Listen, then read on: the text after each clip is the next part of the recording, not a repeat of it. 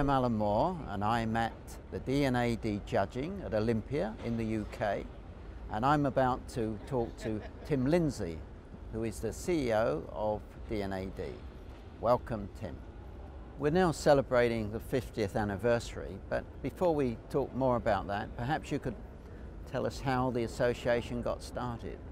Well, marvellously, one of the founders of D&AD is here today. He's the sort of legendary graphic designer Bob Gill, and actually about a month ago he and Alan Parker and David Putnam gave a talk, President's Lecture, and talked about some of the early days. And actually the reason it started was there was a group of young advertising art directors and graphic designers, and there was no way of them displaying their work. Nowhere for them to display it, nowhere for them to get credit for the work that they were doing. And so they came together and decided that they would display it themselves. So the first D&AD annual is actually a booklet, which is a guide to an exhibition of some of the early work.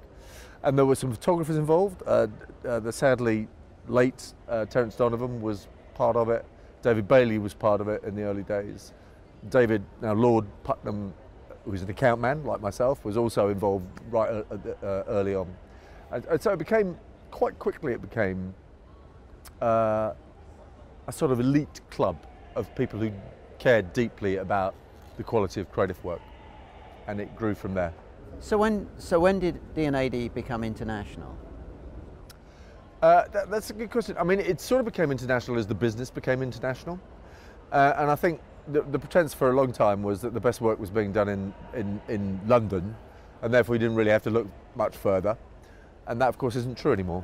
I mean, a lot of good work is still being done in London, but in a load of other places as well. So I think probably 15 years ago, there were always international entries, but about 15 years ago, there was sort of an active kind of globalization strategy was put in place. And now, about half the 200 odd jury members are not British, and about roughly 70% of the 11,000 entries are from outside the UK. This is obviously a very important year for the D&AD, so what's your plans for this? Well, thank you for asking. We are splitting the award ceremony for the first time, so that this week, on Thursday, we're going to announce the nominations in yellow pencils. Hope you'll be there. We're going to judge the black pencils on Friday this week, but hold that over for a big party in September, which is going to take place at a place called Battersea Evolution, which is basically an enormous tent in Battersea Park. And there we'll honour the yellow pencil winners, we'll announce the black pencil winners, we'll give the President's Award.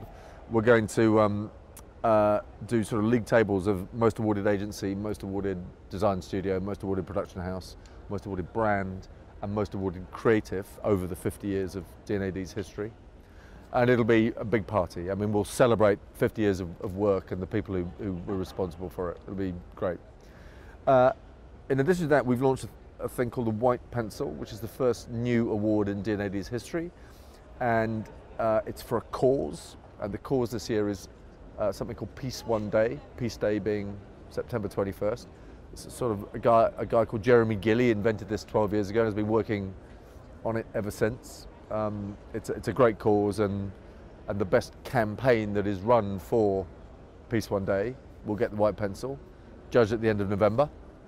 That's a big deal for us, and we intend that to be an ongoing award to sort of demonstrate the power of creativity in business communication to be a kind of force for good in the world. We're doing a book of presidents. So we've asked sort of not just presidents, but the surviving presidents of D&AD each to write a chapter about what their year in office meant to them, and to pick some work from that year that was important, and we're going to publish that towards the end of the year. Some other stuff. Those are the main thing. Tim, I know D&AD does a lot of other things apart from the award shows. Can you perhaps expand on that? We are an educational charity, so the purpose of, the reason for D&AD existing is actually to help creative students, colleges teach, stimulate, nurture creativity. We help students in the transition from student life to the professional industries. We run a whole load of programs. We help young creatives in the early stages of their careers sort of develop their professional skills. We offer professional development services to the client community to help them partner with their agencies better. We organise various talks and lectures, presidents' lectures, things called sharpeners, which are sort of more less formal, kind of pubby panel sessions usually. We publish books. We publish the annual every year, which is a record of, for us at any rate, the best work from around the world that year. Usually between 500 and 600 pieces of work in it. And we have ambitions to sort of expand our geographical presence. It's my intention that we should be physically present in at least 2 other creative cities, one of which will definitely be in Asia, one of which will be in Latin America. Do you think you might make Singapore your Asia base? Singapore would certainly be a strong candidate. As I said, I've just come back from there, and we very interesting discussions with Design Singapore and also with the 4As out there with Bernard. Singapore is certainly high up there on the list. So we've got a lot of plans. You know, we need to make money because we need to put money into education. So we can't do everything we'd like to do. We have to sort of prioritise. But those are some of the plans.